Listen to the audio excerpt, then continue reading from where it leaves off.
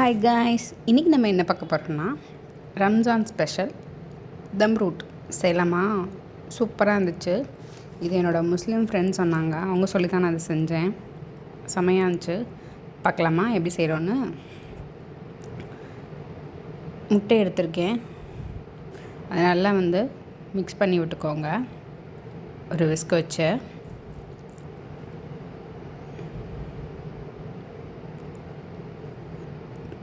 அதுக்கப்புறம் சர்க்கரை எடுத்துக்கிறேன். பவுட்ரு பண்ண சர்க்கரை கூட எடுத்துக்கலாம். நான் பவுட்ரு பண்ணாத சர்க்கரை தான் எடுத்திருக்கேன்.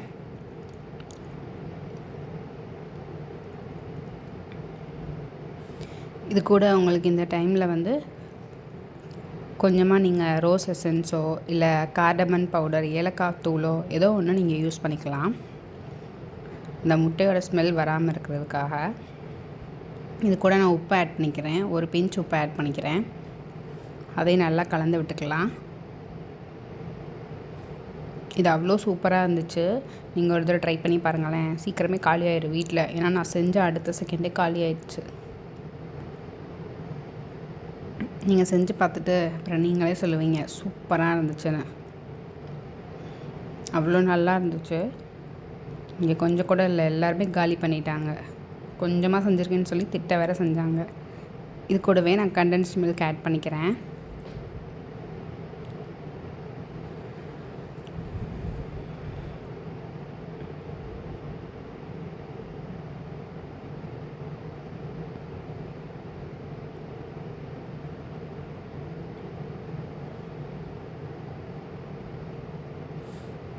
இதையும் நல்லா நம்ம மிக்ஸ் பண்ணி வச்சுக்கணும்.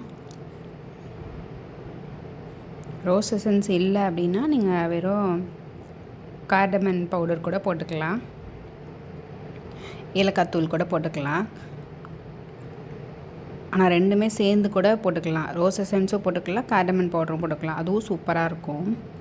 அண்ட் இது கூட கீ ஆட் பண்ணிக்கிறேன்.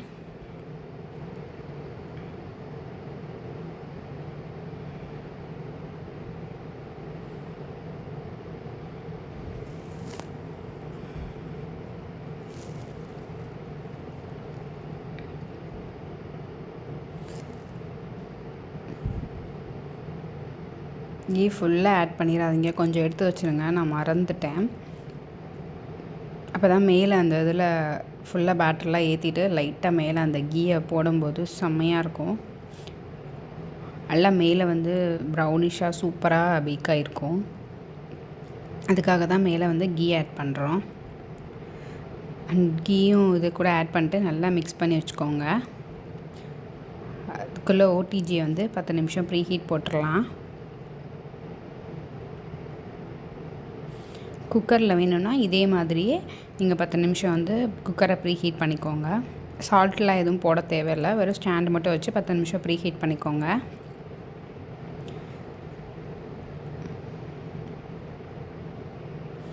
இப்போ ரவையை ஆட் பண்ணி இது கூட நல்லா மிக்ஸ் பண்ணிக்கோங்க. ரவையை நான் கொஞ்சம் கொஞ்சமாக ஆட் பண்ணிக்கிறேன். 3 பேட்சஸாக நான் ஆட் பண்ணியிருக்கேன்.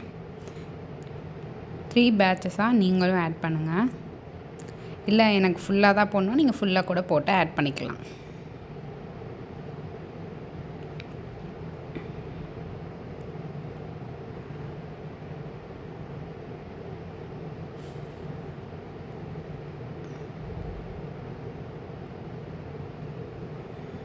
இதை நல்லா கலந்து விட்டுக்கணும்.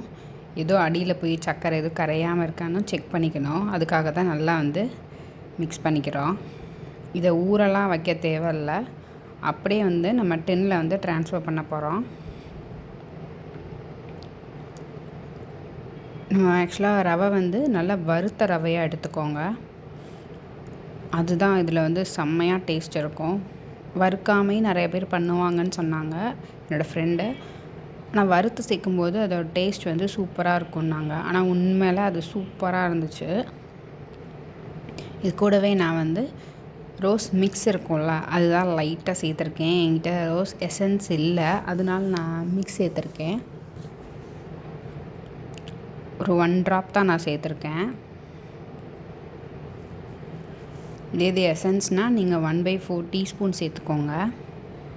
இதோட ஃபுல் ரிட்டர்ன் ரெசிபீஸ் வந்து நான் டிஸ்கிரிப்ஷனில் கொடுக்குறேன், செக் பண்ணிக்கோங்க. பாருங்கள், இதோட கன்சிஸ்டன்சி வந்து இப்படி தான் இருக்கணும். அதோட பேட்டர் வந்து எப்படி இருக்குது பாருங்களேன். நம்ம கேக் பேட்டர்லாம் இருக்கும்ல, அதே மாதிரி தான் இருக்கும். இப்போ டின்னில் வந்து ட்ரான்ஸ்ஃபர் பண்ணிடலாம்.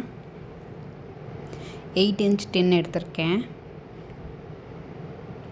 அதில் வந்து இதை ஆட் பண்ணிக்கிறேன். கீ அப்ளை பண்ணி வச்சுருக்கேன்.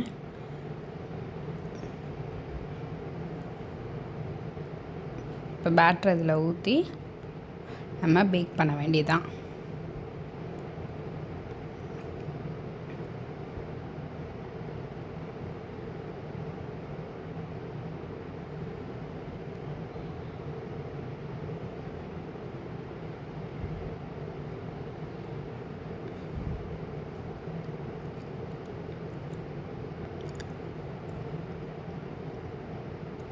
இது கூட மேலே வந்து கேஷ்யூ இருந்தால் கேஷ்யூ வச்சுக்கோங்க. இல்லை இந்த பேட்டர் கூடயே நீங்கள் கேஷ்யூ வந்து அப்படியே ஆட் பண்ணிக்கலாம். அவ்வளோ சூப்பராக இருக்கும். அந்த சாப்பிடும்போது அந்த க்ரன்ச்சாக இருக்கும், நடுவில் கடிப்பட்டு சாப்பிடும்போது. நிறைய பேருக்கு இது வந்து எப்படி பேக் ஆகிருக்குன்னு தெரியும், ஆனால் வந்து சாப்பிடும்போது ரவை இருக்குமா அப்படின்னு கேட்பீங்க. ரவைலாம் அந்தளவுக்கு இருக்காது, அங்கங்கே இருக்கும். ரொம்ப வந்து தெரியாது. நம்ம சாப்பிடும்போது அப்படியே ஒரு கேக் சாப்பிட்ற மாதிரி தான் இருக்கும். சூப்பராக இருந்துச்சு. இந்த மாதிரி நான் வந்து இப்போ கேஷுவலாக அதில் வச்சுக்கிறேன். அதுக்கப்புறம் நம்ம ஓடிஜியில் ஏற்றிட வேண்டியதான். பேக் ஆனதுக்கப்புறம் காட்டுறேன் பாருங்கள். அவ்வளோ சூப்பராக பேக்காக இருந்துச்சு. இங்கே பார்த்தீங்களா?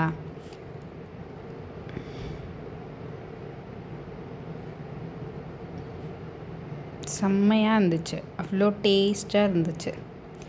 இது வந்து என்ன கேக்குன்னே எனக்கு வந்து தெரியலை. பார்க்க வந்து முட்டை மிட்டாய் மாதிரி இருந்துச்சு. சாப்பிடும்போது இந்த பால்கோவாவா, இல்லை அந்த பால்கோவாவும் ரவையும் ஆட் பண்ணி சாப்பிட்டா எப்படி இருக்கும், அந்த மாதிரி இருக்கா, ஏதோ ஒரு மாதிரி சூப்பராக இருந்துச்சு. ஆனால் பாருங்களேன் எவ்வளோ சூப்பராக பேக் ஆகிருக்குன்னு. செம்மையாக இருந்துச்சு. இந்த ரெசிபி நீங்கள் ட்ரை பண்ணி எனக்கு வந்து வாட்ஸ்அப்பில் கூட சென்ட் பண்ணுங்கள், பிக்சர் ஷேர் பண்ணுங்கள். மறக்காமல் நம்ம சேனலை சப்ஸ்கிரைப் பண்ணுங்கள். நிறையா பேர் சப்ஸ்கிரைப் பண்ணாமல் பார்க்குறீங்க. அடுத்தடுத்து அப்போ தான் நான் போகிற ஒவ்வொரு வீடியோ உங்களுக்கு நோட்டிஃபிகேஷனில் வரும். நெக்ஸ்ட் வீடியோவில் பார்க்கலாம். பாய்.